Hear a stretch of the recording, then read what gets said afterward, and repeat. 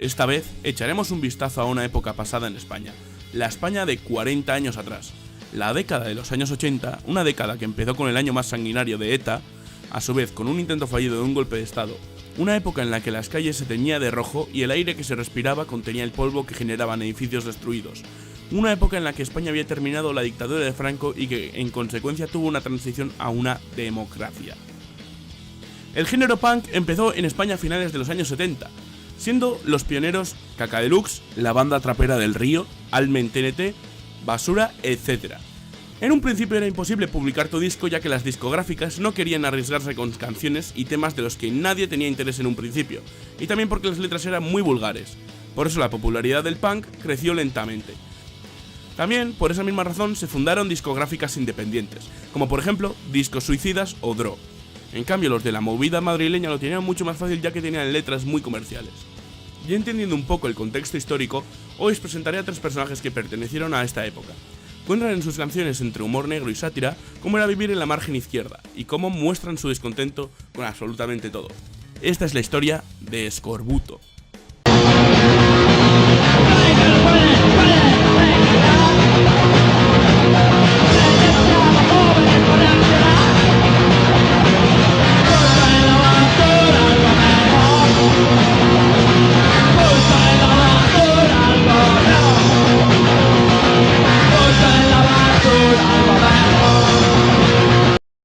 Os voy a presentar ahora a los tres miembros clásicos de Escorbuto. Empezaremos por Josu. Josu nació el 24 de diciembre de 1960, en Santurce, un municipio de la provincia de Vizcaya. Sus padres eran José Expósito y Alicia López. Vivían en el barrio de Mamarriga. En 1980 formó un grupo junto a Juanma y otro más. Josu antes de morir salió en ITV, hablando sobre la adicción de las drogas para poder concienciar a los más jóvenes. Murió el 31 de mayo de 1992. Juan Manuel Suárez Fernández fue el bajista y vocalista de Escorbuto. Nació en Santurce el 11 de julio de 1962. Vivía en un bloque de pisos de la calle La Guacheta, en el barrio de Cabieces. Enfrente de su casa estaba el cementerio de Santurce. Juanma tenía una obsesión con el tema de la muerte, los cementerios, los esqueletos, fantasmas y demás. Esto es algo muy notorio en algunas de canciones de Escorbuto. Él desde muy joven ya consumía mucho alcohol, tabaco y anfetaminas. Tenía una enfermedad llamada endocarditis, que se trataba con antibióticos, pero por desgracia nunca la pudo curar. Esta enfermedad te va inflamando poco a poco las válvulas cardíacas. En 1985 y 1988 fue hospitalizado por la enfermedad, y casi muere en su última hospitalización. A partir de su última hospitalización, se volvió más fuerte su adicción a la heroína. Se le veía por las calles montando en su bici y engañando a la gente para conseguir dinero, y así poder saciar su mono a la heroína. Josu y Juanma, conforme pasaba el tiempo, se les notaba un gran deterioro físico a causa de las drogas. Juanma finalmente murió el 9 de octubre de 1992, por un paro cardiorrespiratorio, que, por las drogas y muchos más factores, como su enfermedad, era algo que iba a ocurrir tarde o temprano. Paco Galán nació un 15 de julio de 1965, en Navas del Madroño, Cáceres. De él no se sabe mucho, ya que la mayoría de entrevistas que se le hicieron, por no decir todas, fueron a Josu y Juanma. A Paco siempre se le ponía en un segundo plano, pero conforme pasa el tiempo esto cambia.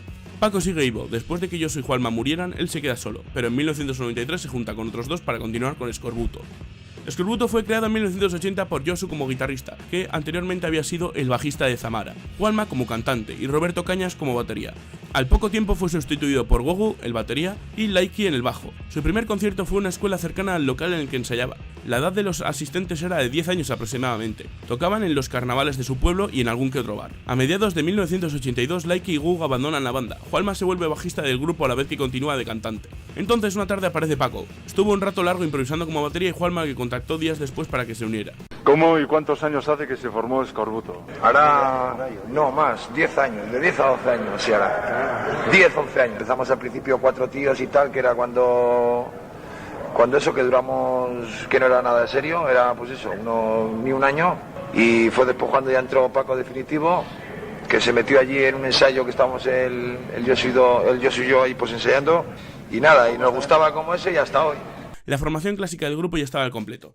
En agosto de 1982 van por primera vez a Madrid a presentar una maqueta por las discográficas del sitio, a ver si tenían suerte y publicaban un álbum. Consiguieron que un sello independiente llamado Spansul Records les grabe su primer sencillo. Entonces su sencillo se agotó en los primeros 3 meses. Este sencillo contiene las canciones Mucha policía, poca diversión, Mi degeneración y Enterrado vivo. Tras haber triunfado con su primera maqueta, al año siguiente volvieron a Madrid a ver si tenían la misma suerte con su nueva maqueta, con los temas ETA Escupe la bandera, maldito país e iros a la mierda. De camino a la discográfica pasaron por delante de una comisaría, fueron detenidos como sospechosos, posteriormente interrogados y registrados por la policía. Encontraron y escucharon la maqueta que llevaban encima. Fueron arrestados bajo la ley antiterrorista tras ser acusados de injurias al Estado y a las fuerzas de seguridad.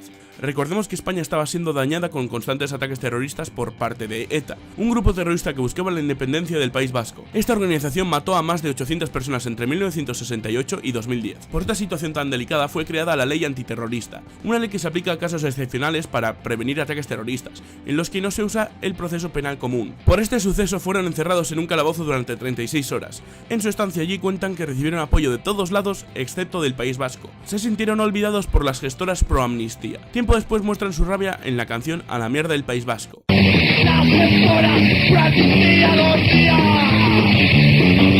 Después nosotros podríamos de asco.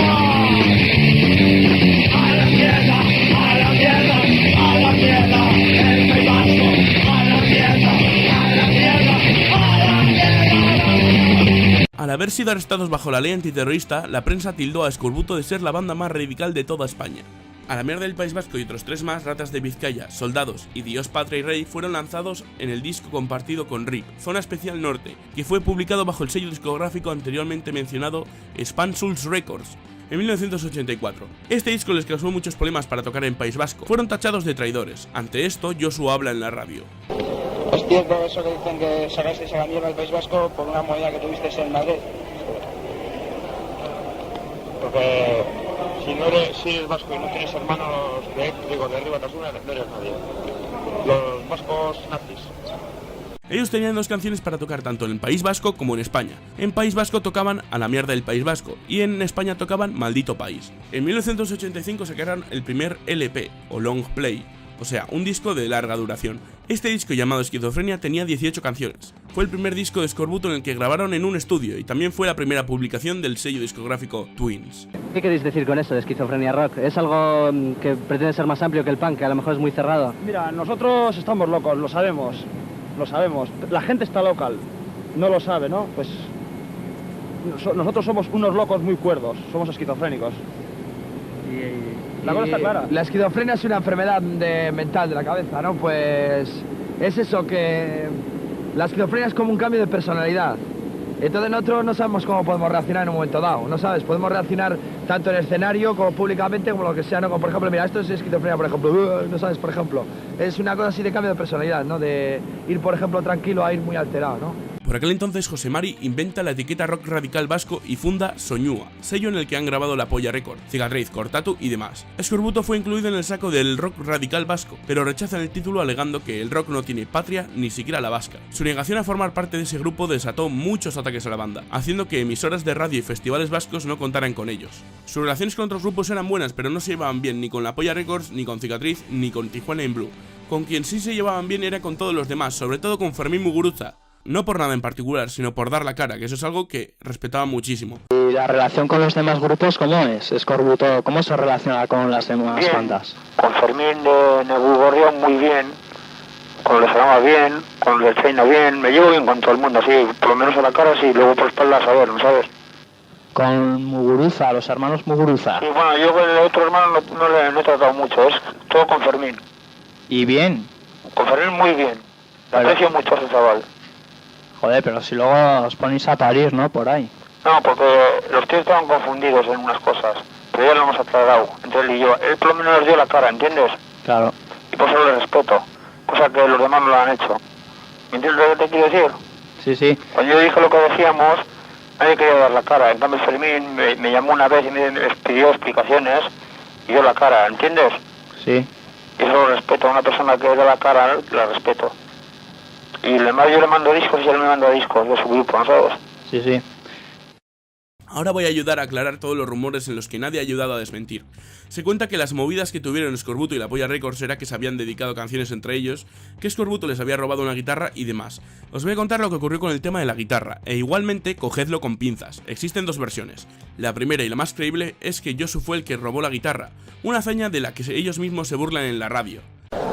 Contadme un poco cómo fue aquello de que les chorasteis una guitarra a La Polla. Porque eran mariconas, se lo merecían. Ya, se lo merecían. Y eso con palabras dobles, Mariconas, mariconas. La polla, mariconas. Aunque años después Juanma lo niegue en esta otra entrevista.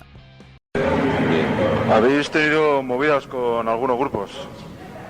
No, movidas no, lo que pasa es que ya sabes que en los grupos ya sabes cómo es esta historia. Siempre hay envidias y cosas de estas, ¿no? Siempre hay envidias y cosas de estas. Entonces ya lo que te voy yo, que en verdad no hemos tenido ninguna historia con ningún grupo. Por lo menos nosotros nunca hemos criticado a ningún grupo y nunca hemos... Que yo sepa, lo que pasa es que después ha habido grupos...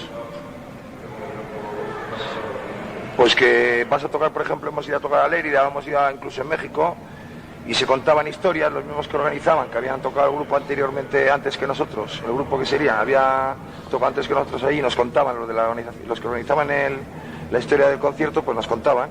Y dice, pues han estado aquí tal y tal, X grupo, y nos han dicho que le robasteis una guitarra, o que no sé qué, cosas de estas, y es mentira, ¿no? Es mentira, vamos, todo lo que se habla, la mayoría todo mentira. De las cosas que nos han dicho, la mayoría todo es mentira, ¿no? Entonces por eso te digo que para mí que son envidias. Nosotros nunca hemos hecho nada malo a ningún grupo, que yo recuerda, nunca malo, ¿no? Pasa que ya sabes que siempre está la envidia, la puta envidia, ¿no? Por H por... La segunda es que fue un fan, y Escorbuto se quedó con la guitarra. Tenían pensado devolverla, pero con un impuesto revolucionario. No tengo fuentes de este suceso ya que son leyendas en foros de rock, por eso hay que cogerlo con pinzas. Continuando con el rifirrafe de las dos bandas, antes sí tocaban en los mismos escenarios, pero un tal José Mari era el manager de La Polla Records y el creador de la etiqueta de rock radical vasco, a la vez que la discográfica Soñúa, antes mencionada. Invitó a cenar a Escorbuto y a La Polla Records, y José Mari les propuso a los Escorbuto si querían unirse a la etiqueta rock radical vasco. Josu, ni corto ni perezoso, le dice que eso sería vender el rock a una especie de patriotismo vasco, que si se lo volvía a pedir le partía la cara. Entonces, a partir de ahí, el manager de La Polla Records intentó boicotear a Escorbuto infinidad de veces para que no tocara en los mismos sitios que La Polla Records. Entonces Escorbuto los vio como vendidos, ya que esa misma etiqueta les daba a las bandas una especie de promoción en País Vasco. Es muy largo de contar, nos invitaron a cenar a cuenta del pueblo vasco y le dije que no, que al pueblo vasco se le puede vender. De José Mari ese. Ya. Ese sinvergüenza. Entonces ocurre lo del robo de la guitarra y aparece en un programa de televisión llamado La Bola de Cristal tocando Os Engañan, con la misma guitarra de La Polla Records. Luego está el mito de que se dedicaron canciones. La Polla Records les dedicó a ellos la canción El Avestruz. Y Escorbuto, para contraatacar, sacó Cuidado. Eso fue desmentido hace poco por el mismo Evaristo Páramos.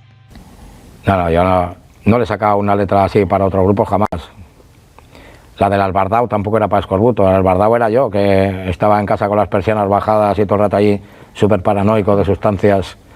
Y yo mismo tenía miedo y tenía un colega que íbamos de vez en cuando a un bar, ponía una canción de los Boys, How, y nosotros, Albardao, el estribillo nos salió lo primero. Tienes que hacer esta canción un día, ponerle letra, me decía, una y otra vez. Hasta que un día fui a casa y dije, pues fíjate, Albardao, ¿quién? Yo mismo. De ahí luego sacaron, no, es que la ha sacado para ellos porque los otros le sacan, a tomar por saco. Ahora continuando con la trayectoria de Escorbuto, en 1986 sacan el álbum más icónico de la banda, Ante Todo. Este álbum está entre los 100 mejores álbumes de la historia del punk español.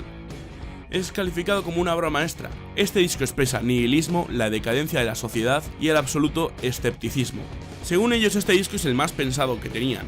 Fue sacado en la etapa más oscura de Escorbuto, ya que Juanma, el bajista, se intentó suicidar por esa época.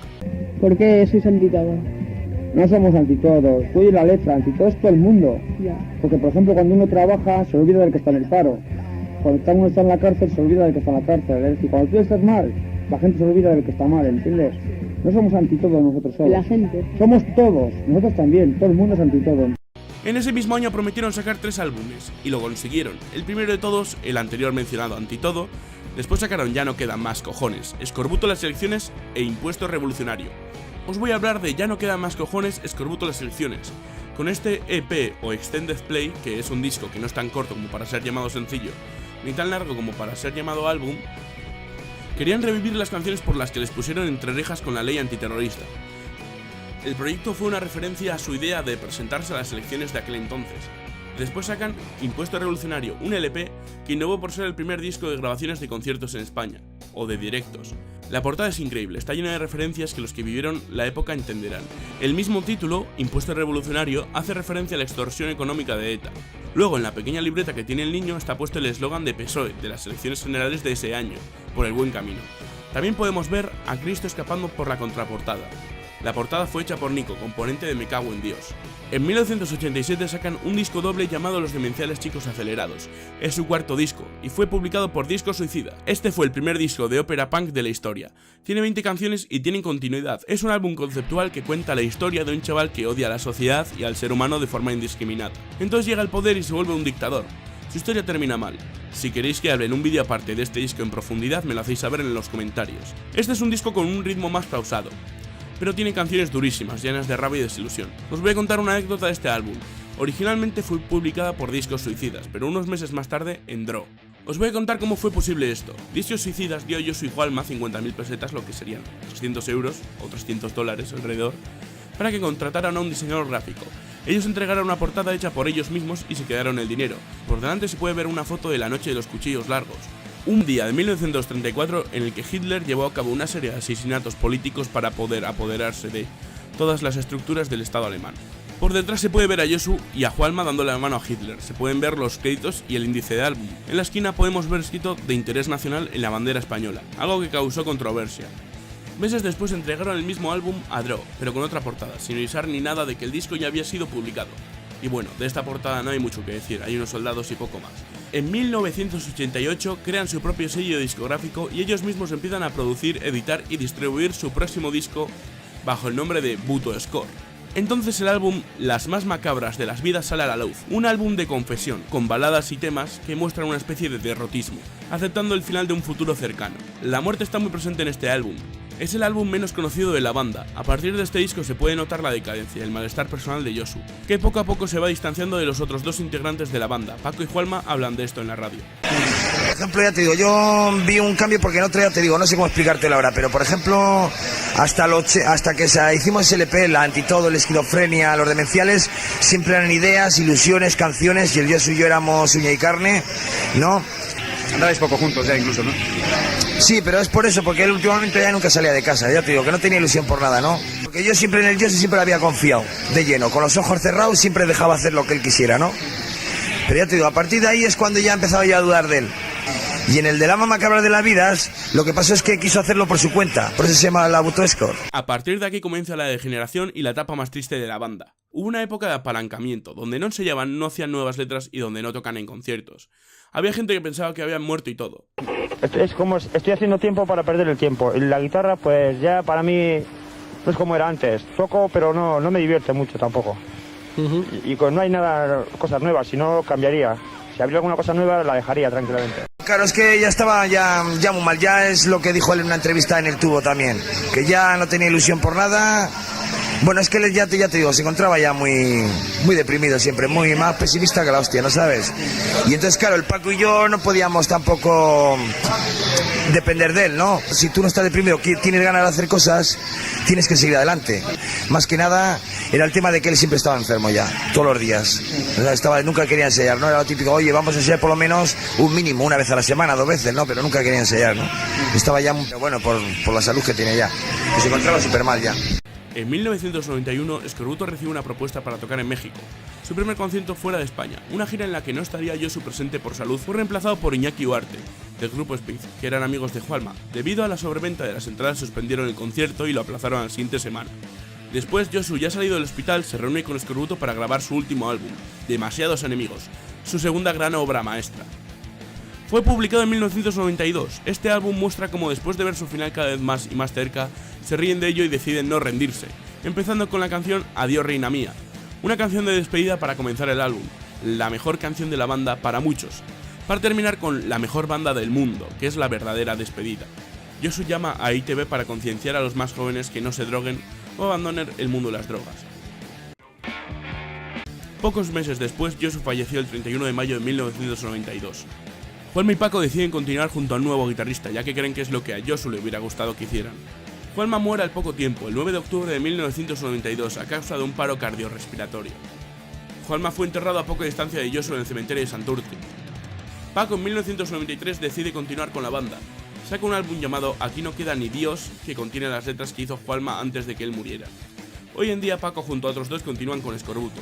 Espero que os haya gustado el vídeo, llevo 3 meses buscando información y contrarrestando para poder hacer este vídeo en contrarreloj, y no solamente eso, también la edición y demás, la grabación de todo, millones de veces que me he trabado grabando este audio y aún quedan muchos datos que me he dejado en el tintero, como anécdotas con otros grupos o de familiares. Pero son cosas que no venían a cuento o no he podido saber cómo meterlos. Si queréis que haga un vídeo de curiosidades de Eskorbuto, házmelo saber en la caja de los comentarios. He intentado contar la historia lo más fiel a la realidad, ya que hay muchas leyendas en foros y demás. Si no he conseguido mi cometido en este vídeo, me voy a respaldar en este texto que hay en la página web de merchandising oficial de Eskorbuto. Bueno gente, mientras estaba haciendo este vídeo, había subido un par de historias en mi cuenta pública de Instagram, @haikisos, por si queréis encontrarlo. Había subido unas historias de yo tocando el bajo porque soy bajista en un grupo que voy a tener con mis amigos. Se me ocurrió porque me sé muchísimas canciones que he tenido que yo buscar por mí mismo en internet. En YouTube no aparecen y estuve pensando, ¿y si me hago una cuenta de YouTube en la que solamente subo covers o cosas relacionadas con el tema? Entonces este vídeo me da pie a deciros que tengo un canal secundario, no he subido aún nada, pero bueno. También, si os ha gustado el vídeo, darle a me gusta y compartirlo con la gente a la que le gusta tanto el punk, la música en general, Eskorbuto, lo que sea. Compartidlo, darle me gusta. Feliz Eskorbuto Eguna.